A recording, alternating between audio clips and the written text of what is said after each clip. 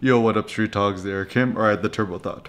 What if the solution to racism in America is actually nationalism? So these are my turbo thoughts. So first and foremost, one of the big problems in America is that like you're not allowed to actually be like pro-nationalist. You're not allowed to be like, I love America, or you're not allowed to say America first, because it makes you sound like, you know, a Trump supporter or, you know, kind of this intolerant douchebag, right? And similar, I realized this visiting my friends in Germany and spending some time in Berlin and stuff like that. In Germany, you know, since World War II and everything, you're not allowed to say, I'm proud to be German, and you're not allowed to, you know, hang a German flag, because that essentially, like, you know, the gist is, if you're allowed to say, if you say like, you know, if you're German, like, I'm proud to be German, or like, yeah, Germany, like, unless it's like a soccer football match, everyone's gonna be like, you're a racist or you're a Nazi, and no one wants to be called a Nazi, certainly after World War II. Anyways, so but the thing is, at least here in America, based on what your experiences are, it's interesting, because like me, like, it doesn't matter if you're like, you know, Asian or Caucasian or African American, whatever it may be, we're all American at the end of the day. And even for me, like, I extend this a little bit further. I think Americans kind of more of an attitude. So for example, one of my homeboys, Ghetto, he's from Indonesia. He's from where is he from? I think he's from Semarang, or, you know, Java. He speaks Javanese. But anyways, he grew up watching Kobe, basketball, sports, and American movies. So to me, like, he's got the American attitude. He's an American to me. And, you know, obviously I'm kind of more of like the, you know, kind of like left-leaning, radical-ish, in the sense of like, yeah, like, I would love, you know, America let everybody in, and anyone who came here and wanted to work hard and not be a leech could, you know, essentially get American citizenship, stuff like that.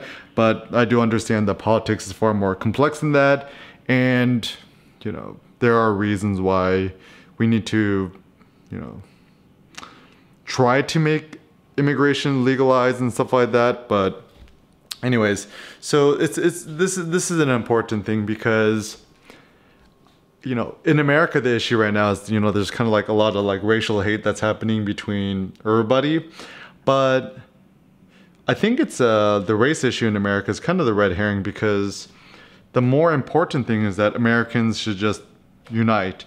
And this is my theory, is that like, it's more about class warfare than racial warfare, because, you know, it's more about like, are you rich or you poor in America, my opinion, rather than, you know, the Pantone of your skin, right? And so, for example, this is one thing I love about going to the park. You know, I met all these homeboys from all these different walks of life, and it's the ultimate equalizer. And to me, you know,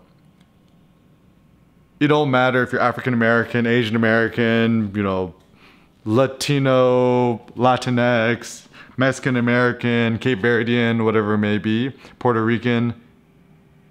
We should all just call ourselves Americans.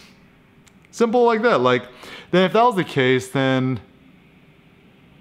like, I think America would be a lot less racist. But then once again, the issue is all this, like, you know, intelligentsia of the left, you know, all these, like, you know, the heuristic is, if you quote the New Yorker or you're subscribed to the New Yorker, you're probably kind of implicated somehow.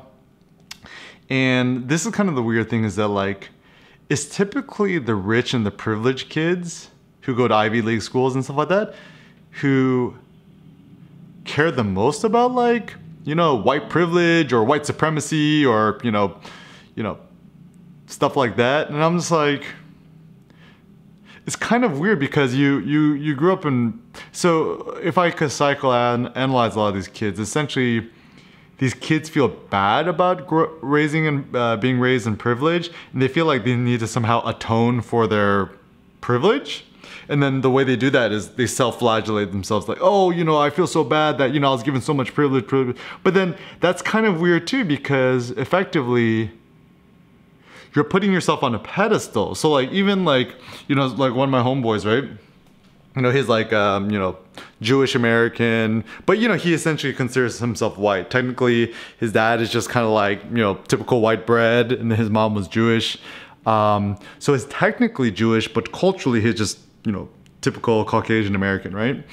But, he is like, always like, oh, I feel so bad about my white privilege and being a white male. And I'm like, why do you keep saying that? It's just like, it's a little bit weird, because I think if I could psychoanalyze him, he's kind of putting himself on a pedestal, making everyone else smaller around him.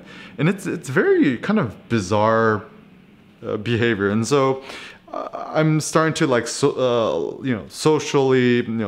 analyze a lot of people's, and even the whole issue about, racism in America and, racial violence and stuff like that.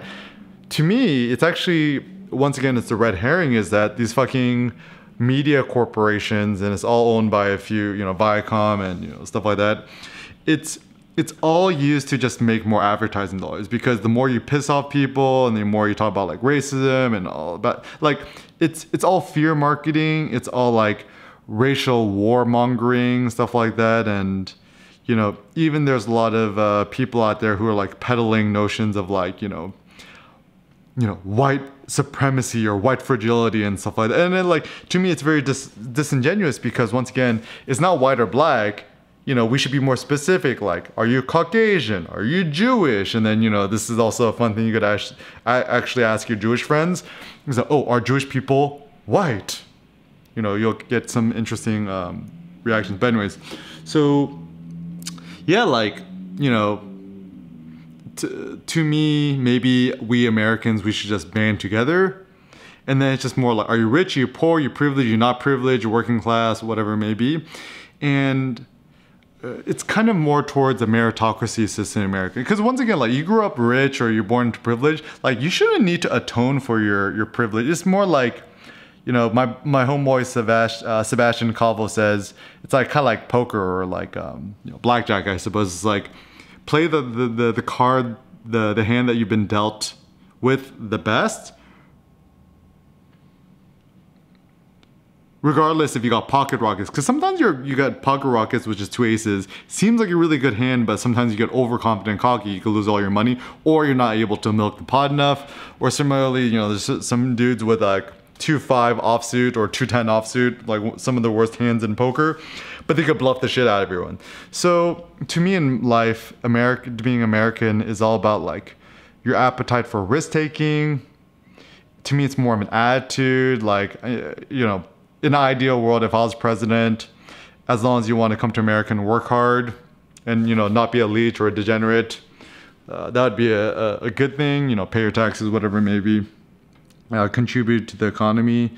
But yeah, so let's stop calling ourselves X, Y, and Z. Let's just call ourselves American. People are like, yo, Eric, what are you? I'm like, I'm an American. They kind of give you that look. Like, what are you really? But then, like, that doesn't really bother me. I'm like, okay, I'm Korean American. I was born in the Bay Area, born in San Francisco Hospital. I think I was born in UCSF. My mom is Korean American. She's Korean. She's from South Korea, from Busan, the South. My dad's from Seoul and stuff like that. And then, people's like, okay, that's cool. That's what you are. And it's interesting. It's important too, because, like, of course, morphology wise, I look Asian, right? It's like, that's just like basic genetics, right? But then your morphology, the way you should look, doesn't really matter. It's more of like, how much are you willing to be brave, to take risks, and support others around you? How can you contribute to society? So let's think more. Let's think beyond race. And maybe my notion is we're all the American race, like kind of the ancient Greeks and the Romans. The Romans didn't think they're like, oh, you're a Spaniard, whatever. It's like, no, we're all Romans. It's like, we're all Romans and the rest of y'all is barbarians. This is kind of interesting. And I think the reason they call it barbarians, because everyone else who didn't speak Latin or the Roman tongue sounded like they're just saying bar, bar, bar, bar, bar. And I think that's why they're called barbarians. But anyways, Americans' attitude, maybe American is the race. Let's think beyond racism, and let's just think towards this idea. Maybe if we're more nationalistic, proud to be an American, right? We could be a little bit less racist.